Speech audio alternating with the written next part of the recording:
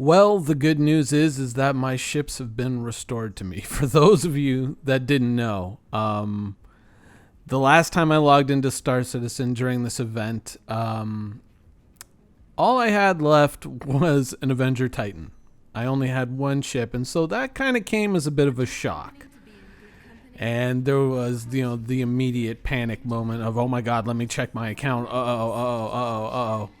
That sort of thing. But an account reset later, I got everything back, and unfortunately right now, when I do missions, I'm not earning any money. I'm not getting the payouts. I don't know if that's a bug that has been more widely experienced around the community. I've meant to go and look it up on the issue council, but just really been kind of busy, and I was like, I'm sure this is going to be one of those things that works itself out in a couple of days. When there's a number of updates happening to the game in quick succession, these things tend to happen. But, that was some good news. And there was some other good news, and it's something that I wanted to come back to, which was CIG talking about the idea of different paint schemes and different appearances for your ship, which is something that initially I was very leery of. And then as they kind of explained it and they said, you know what, you're going to be able to earn this stuff in game as well, then I kind of went like, oh, okay. Or at least some of them would be, things that you can earn in game. I wasn't all that opposed to. There are pluses and minuses to the way this is implemented, and I kind of wanted to dwell on this because I feel that one of the more important things in any MMO is the freedom to kind of express yourself or to kind of create your character and give your character a personality within the universe. Now, looking at the skins in the store that are available, a lot of the options are unfortunately pretty tame. It's just, kind of bland kind of reskins of existing ships. Nothing really all that interesting, nothing really all that cool. It's just like, here's, military paint, here's a blue, here's a black, here's a gray, here's a white. It wasn't all that interesting, at first glance. And I kind of went like, oh, is the Dread Pirate skin in? Is the skin that allows you to change the color of your ship in? No. At least for me, it was not, it was not available. And I was kind of disappointed by that. But another thing that kind of looked familiar with the way the shop was built was it bears an eerie resemblance to another shop of, an online space game. And that is Frontier Development's Elite Dangerous. Now, Elite Dangerous is a game that I have dabbled with here and there in the past. It's not a game that I'm overly excited by. I mean, I think as far as I ever went was I got all the way to a Federal Corvette and started messing around with the idea of building it, then realized the sheer amount of work that I would have to do to get the guns and the systems and the quality and the jump range and all the stuff that I wanted to do, all the different engineering people I was going to have to talk to, all the missions I was going to have to do, and I kind of went, maybe not. Not really all that interesting. And I mean, for those who that enjoy Elite Dangerous, more power to you. I'm glad, but these kind of options, they're just, I don't feel that there's room for self-expression in that, because in the end, you're just buying a look. You're just buying an appearance that someone else has mandated exists. And there's in fact no real room for mixing and matching. It's just like, here's the skin and it applies to the entire ship, so you can't change up various components of the ship.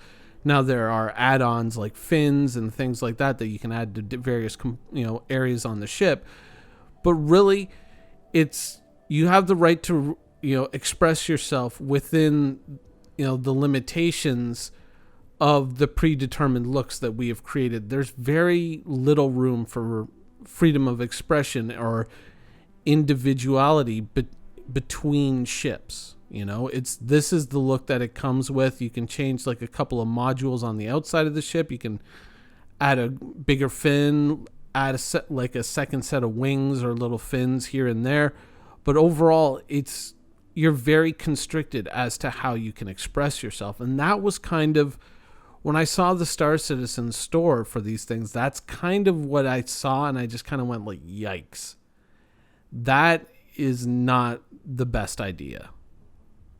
Now, if you cross into another segment of the MMO genre, like World of Tanks, which really isn't an MMORPG, but you can buy predetermined paint skins, but you can change them up. You can change the base paint of your vehicle. You can change the camouflage, and you can change specific components. So you can actually create a vehicle that is fairly unique to yourself.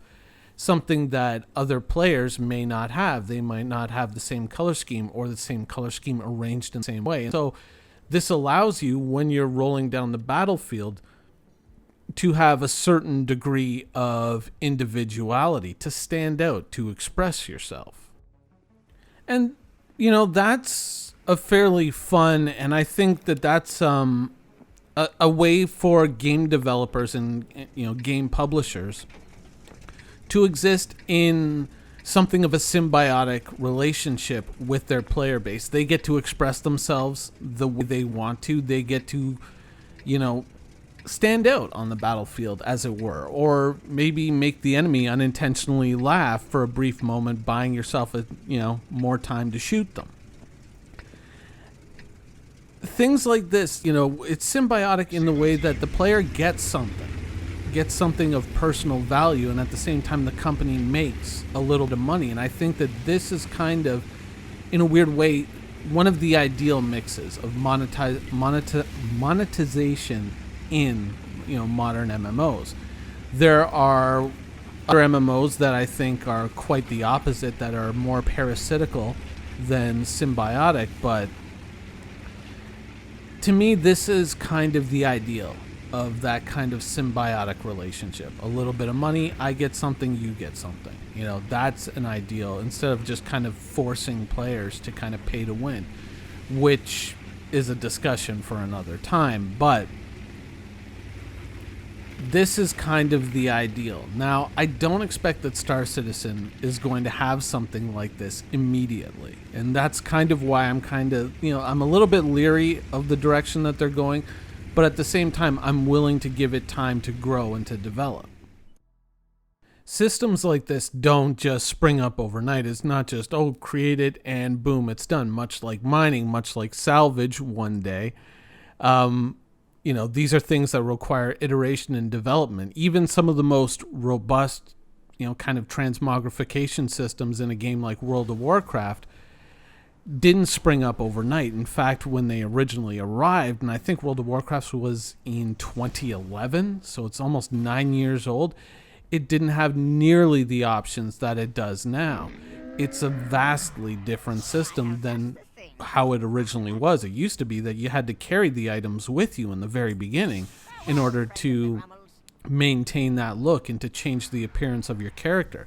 Now it's gotten to a great place, but it didn't get there overnight. And so much like Star Citizen, there's a lot of things that aren't coming together immediately.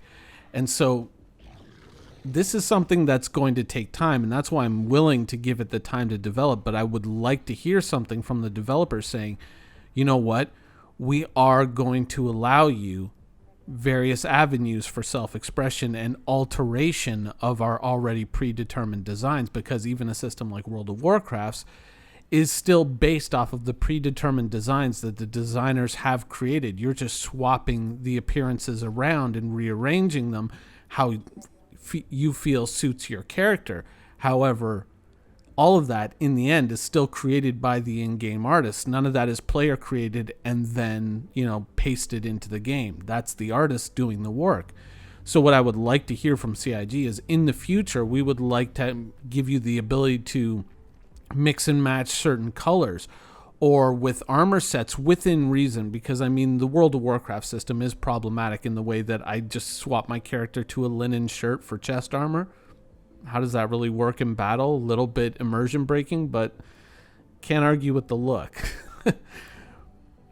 Overall, I think that I would just like to see CIG kind of say, within reason and within the limits of, how we want the immersion to work out in the universe, especially in regards to ships. I would like to see them kind of take a step forward and say we are going to allow a very robust, customization system for the ship's appearance, but in time, when the system develops. I'm willing to kind of go the distance. Obviously, I'm still here, but I would like to hear, some like, we do want you to be able to change certain colors around, or we want you to attach certain symbols to your ship in different and interesting ways rather than in a predetermined path, like the way Elite Dangerous is. Because to me, that system it's not really all that good.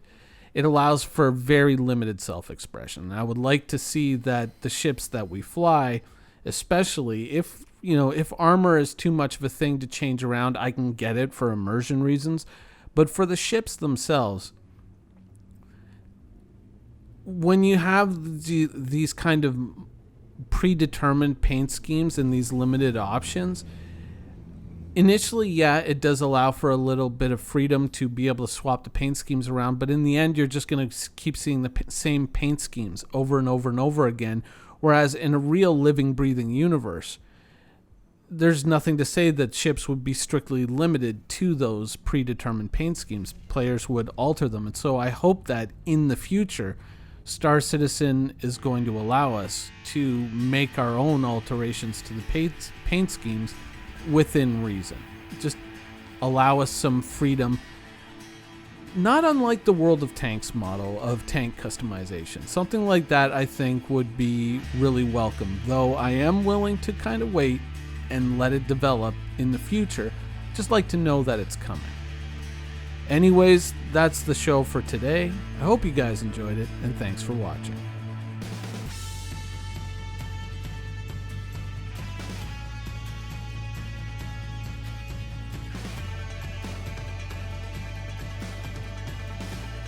Thank you for watching. So if you want to keep up with the latest and greatest in Star Citizen and Squadron 42's development, please follow us on our social media channels. See you soon.